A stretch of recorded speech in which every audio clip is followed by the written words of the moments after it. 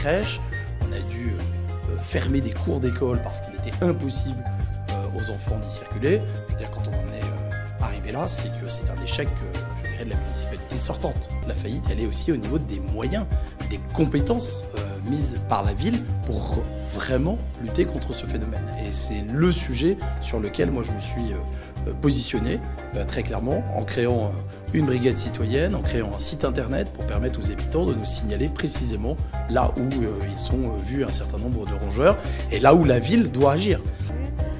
On a changé les poubelles parce que les précédentes, elles n'étaient pas quand même hyper efficaces pour les rats qui venaient. Voilà, elles n'étaient pas vraiment adaptées. On les a changées, on en a rajouté. On a rajouté des agents de propreté pour nettoyer les rues. Si les rats viennent en surface, s'ils ont un taux de reproduction élevé, c'est parce qu'il y a beaucoup de nourriture disponible. Et donc, la chose la plus importante à faire, c'est avant tout de les priver de nourriture, priver d'accès à la nourriture.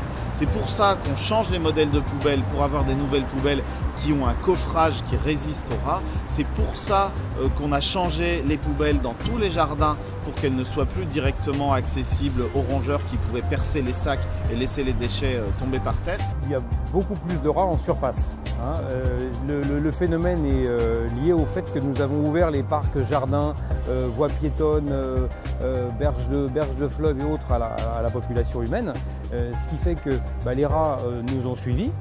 Pourquoi? Parce qu'on génère beaucoup de déchets, ça leur permet de se nourrir et par conséquent ils se sont habitués à ces lieux et ils les habitent sans crainte. Tout élu parisien ou tout élu même national, s'il n'a pas la possibilité d'obliger l'ensemble des concitoyens ou du moins des entités qui constituent la ville, on va parler des bâtiments privés, on va parler des bâtiments commerciaux, si la campagne contre la lutte pour les rongeurs n'est pas menée de manière simultanée par tous, l'élu est quelque part démuni, malgré les actions qu'il prend.